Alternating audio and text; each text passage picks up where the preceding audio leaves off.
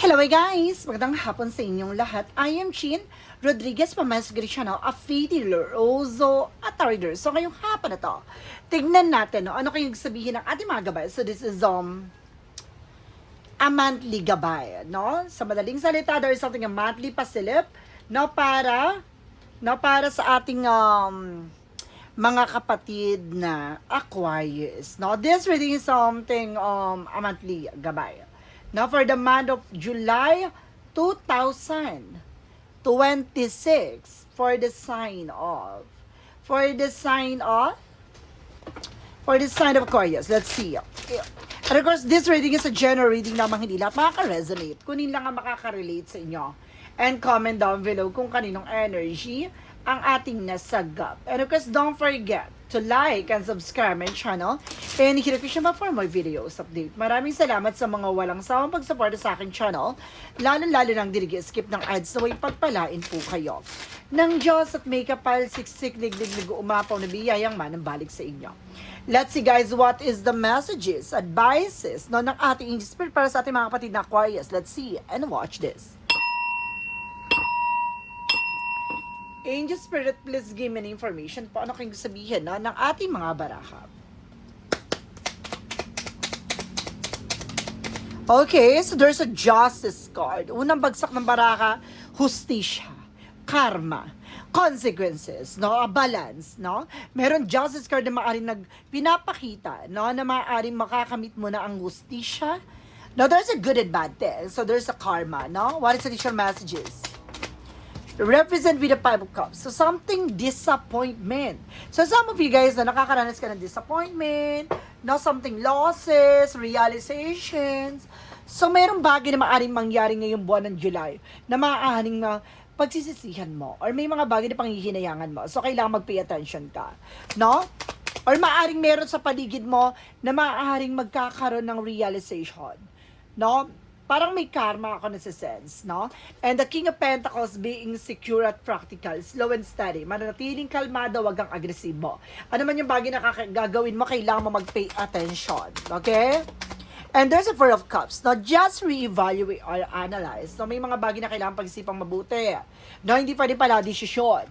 With the Two of Wands, there's a first step. Choices. Piliin mo yung mga bagay na makakatulong lang sa'yo. No, or piliin mo yung mga taong pagkakatiwalaan mo. Or piliin mo kung saan ka lalago, no? Because I feel something, meron ditong international travel or international offer, na parang gusto mo pumunta sa ganitong lugar or nagdadalawang isip ka, no? Kung doon ka ba pupunta sa ganitong lugar o sa ganito. Parang nagkakaroon ka ng option, no? Choices. Oh my God! There's a devil card. There is a demonic and evil. There's a negative energy. Alamin ko yan. Gusto ko yung malaman. With a justice card represent what?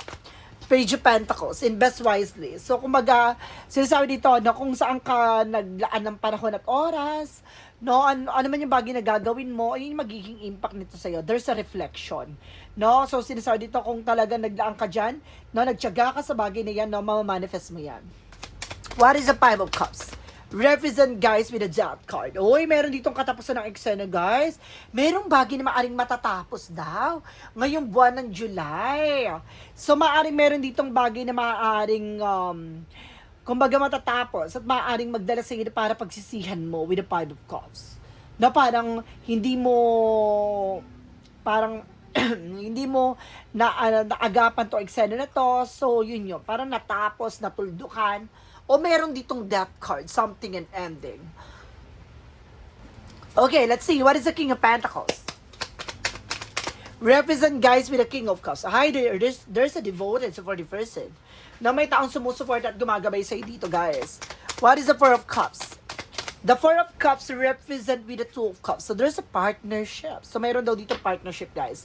Na meron bagay na parang pag-iisipang mabuti, kung mag-i-check mo mabuti, gano'n. So, merong bagay na maaaring magdadala sa ng partnership. With the other side, minasense ako dito, ha, ino-opera ka ng pagkain o inumin, mag-ingat ka. Kasi meron tungkol sa partnership dito, eh. It's either your person or you na maaaring susubukan opera ng pagkain. So, just being aware lang. With the Two of Wands, kasi may demonic dito with the Devil card, eh. Kaya kumbaga meron ako na sense dito. Na it's either pinapondohan ka para magkasakit ka, or ginagawan ka na eksena para gayumahin or something. No, basta meron ako na sense dito na may evil plan. Kasi may death card ako na sense na maaari pagsisihan mo, so kailangan mo mag-ingat, no? Sa pagtanggap ng pagkain o inumin. With the two of wands, so there's a two of cups. Sabi na nga ba, there's a third party. So kailangan mag-ingat ka, no? Sa mga taong pagkakatiwalaan mo, paniniwalaan mo. There's some of them, guys, no? Parang kinukuha yung kiliti mo. With a there's a devil card with a kingman, something stuck, lutang ka, diba? You're feeling stuck. Diba? Parang hindi ka makalis sa situations na to. Nakakaranas ka ng parang lutang, na parang kang sabog or something, na parang kala mo nakahay ka lagi, ganun. No? Parang di ka makatulog, balisa ka, ganun yung nangyayari. What is the justice of the Page of Pentacles? There's a Six of Pentacles. Giving and receiving. Ito yung sinasabi ko. Mayroon justice talaga, oh. There's a karma talaga. At the same time, there's a Six of Pentacles that there's something giving and receiving. So, ako naman yung mga bagay na binigay mo siyang matatanggap mo. Sa madaling salita, consequences. Reflection. With the Five of Cups and the Death card, represent with the Chariot card for action and movement. Magkakaroon ng changes na development sa situations mo. I feel something na parang, kumbaga, kailangan mo mag-take ng action kung ayaw mong pagsisihan sa huli. Kasi merong maaaring mag-end. It's either a situation or a life. So, kailangan mo mag-pay attention dyan. What is the King of Pentacles and the King of Cups? Represent, guys, with the Ten of Cups. Something happiness. Na meron daw ditong happiness, kaligayahan, no? And the King of Swords will stop the pattern. No? Kailangan putulin yung mga bagay na hindi nagsasolve. I feel something na may nagbibigay sa inyo ng pagkain o inumin, no? Sa pamilya mo. Mag-ingat po kayo. With the Two of Wands and the Three of Cups, represent, guys, with the Nine of Wands for slow and steady. No? Kailangan mong mas maging mahinakol o lakasan ng pakiramdam nyo.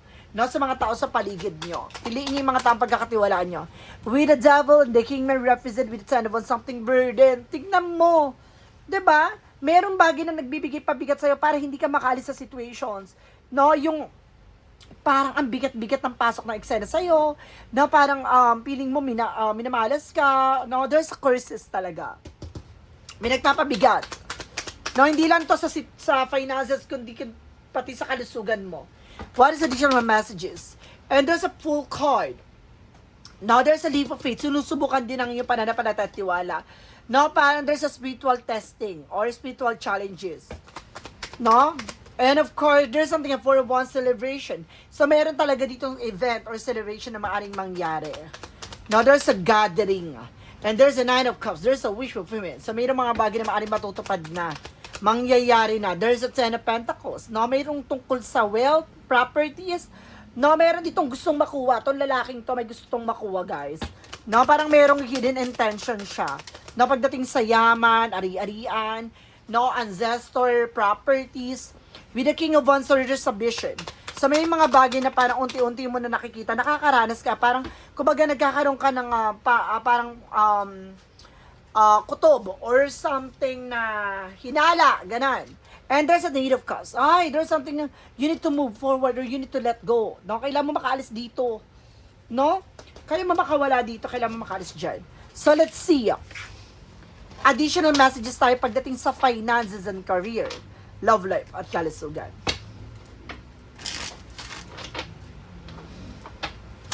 So, nandito na tayo, guys, pagdating sa finances and career, love life, at kalusugan.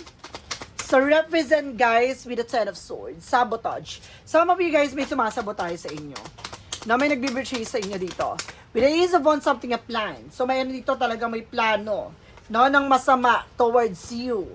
No, talaga kailangan mag-ingat po kayo. There's something, guys, with a Hierophant or religious pact or religious group.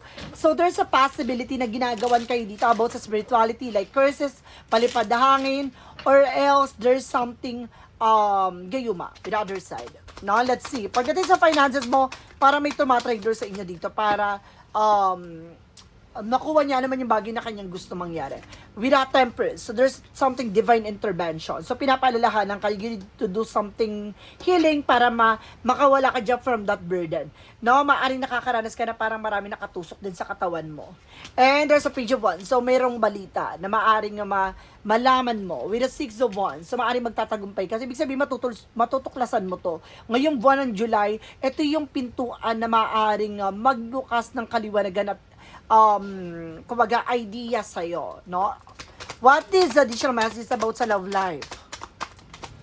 Sa love life, there's a High Priestess. May hidden agenda, guys. No, there's an hidden enemy. So, ibig sabihin dito, kung it's either your person or you, na meron ditong ancestral properties or merong hinahabol or meron taong sumasalbahay sa inyo ng person mo. So, let's see what is additional messages with the Ace of Wands. So, there's the lover. Sabi ko na nga ba sa inyong dalawa ng person mo na merong may hidden agenda And the Page of Swords, there's a spy looking, watching at you. So, sumusubaybay talaga. So, meron talagang kumukuha ng information sa inyo, guys. No, at the same time, there's a Four of Swords. See, nakakaranas kayo na sleepless anxieties, your something fear and doubt. No, yung parang ang bigat ng pakiramdam nyo. Na parang ang bigat-bigat, there's a Wheel of Fortune. Something destined to happen. So talagang pinapakita dito na nasa kapalaran yung maganap tong mga bagay na to. So parang pinapaalalahanan kayo na you need to pay attention. And of course, there's the Ace of Pentacles. May habol, no? Meron talagang bagay na parang gustong makuha dito ang malaking pera o malaking opportunities. There's a big material offer din pagdating sa inyong dalawa ng person mo. Pagdating tayo sa kalusugan, there is something, Three of Swords. So talagang ginagawa kayo ng hindi maganda. Kita niyo naka-align? So ginagawa kayo ng sakit. And there's another, see, I told you so. Nagkakaroon ka ng anxiety, sleepless nights. No? Kumbaga maraming tumatakbo sa utak mo, sa isip mo. There's another, see, I told you, ino-offer kayo ng pagkain o inumin. Or before, nakatanggap kayo ng pagkain o inumin sa tao na to. Babae pa ang nagbigay. There's a Queen of Wands. No, kailangan nyo lakasan ng loob nyo dito. And the world, something maaaring nasa ibang bansa ka, or nasa ibang bansa itong person na to. No, there's the world, distance, no? With the Four of Pentacles, so kailangan nyo ingatan at proteksyonan yung sarili nyo. No, kumbaga nagkakaroon din kayo ng indecision dito, no? Parang I feel something, gusto na kayo nito magastosan, ganun. Maubos na nga naman yung bagay na meron kayo. So let's see additional messages with an angel spirit. I feel something paras kayo ng person mo na Aquarius. Kasi parang may double energy ako na sense doon kanina. What is the magical fairy messages and biases for you? And there's a business venture. Some of you may business ka, no? Or there's something, a business opportunities, no? And there's a children. So maaaring there's something related about sa children. Kung wala kayong anak, maaaring may mga tinuring kayong anak. Ganon. What is a yin and yang oracle card? There's a self-love. So, kailangan nyo alagaan ng yung sarili, guys. No, there's a self-love. And there's something, a decision. So, see? Nagkakaroon din kayo dito ng indecision. No, maaaring naguguluhan kayo, ganon. What is the synchronicities represent what? And there's a summer season. Ngayong buwan na to, no, maaaring masasagot na yun with the summer season. Some of you, baka nasa ibang bansa kayo, summer dyan. And there's a finder of the lost things. So, mayroon dito mga bagay na maaaring hinahanap nyo yung mga bagay na nawala. Parang, kumbaga, nagkakaroon kayo ng parang kakulangan sa sarili nyo. Ganon. There's a romance angels with the mystic love oracle death. No, there's a cheating, broken trust. Meron dito parang sinungaling sa inyo, na kumbaga sinirang tiwala nyo. With a not committal, with the independence. So, kailangan nyo magkaroon ng independent, maging independent kayo sa sarili nyo. Ganon. What is Archangel Michael messages? You create your situation and you have the power to change it. Na ikaw yung naglagay sa sitwasyon mo, ikaw din yung makakagawa ng paraan para makaalis ka dyan. No? Let's see what is a Jesus loving quote said. Ibig sabihin, I feel na parang inabuso ka o hinayaan mo lang. Be a good comfort and faith has made you whole. Bubuhin ka dito ng yung pananampalataya at tiwala. So, parang tinitesting ka dito ng ating pong may kapal na lumapit ka sa kanya, no? Parang maniwala ka sa kanya, na gano'n. Kumbaga maniwala ka sa faith mo. What is the future messages with an angel's number? There's a 0707. But meron ditong 07. There is something, let go of what no longer serve you. Stop holding on to grudge, express your emotion and aim towards compromise where the lack of understanding is best just to move on. The truth will set you free. So, kasi, kumbaga, merong mga bagay dito na kailangan mo pakawalan at bitawan. Hayaan mo ang katotohanan na maglantad, no? Sa lahat ng bagay na dapat mong malaman. No? Pakawalan mo yung mga bagay na hindi nagsaserve. Ganon. Maging aware ka lang, no? Parang hindi, kumbaga, malaman mo lang, basta mag-ingat ka lang, ganon. Kumbaga, kailangan mong dumistansya sa kanya. What is an angel's number? Spiritual work. So, meron talaga spiritual problem or spirituality. So, meron talaga about sa spirituality. Ginagawang ka talaga, guys. No, may kulam ka at may sumpa ka dito. And even sa gayuma. Now, there's a yes or no pick a card. So, kung di ka kung ikaw ay matagal sa aking channel, no, alam mo na yung yes or no pick a card na yan. Kung ikaw ay bago sa aking channel, no, ang yes or no pick a card ipapaliwanag ko. Pwede ka magtanong sa isip mo. Magtanong ka ngayon sa isip mo. No? At ang magiging sagot dyan, pipili ka within 1, 2, or 3. Okay? Nakapag-isip ka ba ng tanong? At ngayon pumili ka na within 1, 2, or 3. Anong number na pili mo? Kung nakapili ka na, ito na. Uumpisa na natin. Let's start with the number 1. Tignan natin kung may papakita agad yung number 1. Number 1 represent what? Angels, wala. Number 2. Tignan mo natin yung number 2. There is a no. Unfinished business, loose, and fear restless. Na parang meron ditong hindi natapos. Na parang feeling mo na walang ka na ng gana, feeling mo na nawalan na ng eksena, na parang bigla na lang nag-collapse or something. Na walang ka na dun sa direction na yon. Number 3, there's a no again. Not ready to get started, plans aren't fully formed. So, hindi pa siya hulmado o hindi pa siya hubog. No, wag mong madaliin yung isang bagay, no? Takes time. So, hayaan mo lang, no? Continue what you're doing. You need to do something, no? Para makawala ka dyan from that burden. Number 1. There's a no. Oh, no! Misdirection, recalibrate your course. So, pinapakita dito may mali kang direksyon na tinahak o may maling posisyon or maling sitwasyon na kailangan mo itama. So, meron ditong, I feel something an open portal na parang nakakahatak ng negative energy dyan sa bahay nyo. No, merong something an negative na kailangan mo kailangan mong i-block. No, like nakatapat sa harap sa pintuan, pintuan sa salamin, pintuan sa bintana. Magkatapat yan ha. Kailangan mong alisin yan or baguhin yan. Isa pa yan sa nagbibigay ng negativity sa buhay mo, sa situations mo. No? So guys, once again, this is a monthly gabay or monthly pasilip for the month of July 2026 for the sign of. For the sign of for the sign of Aquarius. Aquarius, maraming salamat for this wonderful reading. So once again, this reading is a general reading namang hindi lahat makaka-resonate. Kunin lang ang makaka-relate sa inyo. And comment down below kung kaninong energy ang ating nasagot.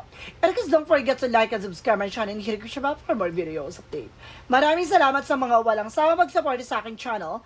Lalong-lalo nang dirigi-skip ng ads away pagpalain kayo. Nang Diyos at may kapal siksik, liglig nag-uumapo na biyayang manang balik sa inyo. Maraming salamat guys and see you in the next video. Bye-bye and babush.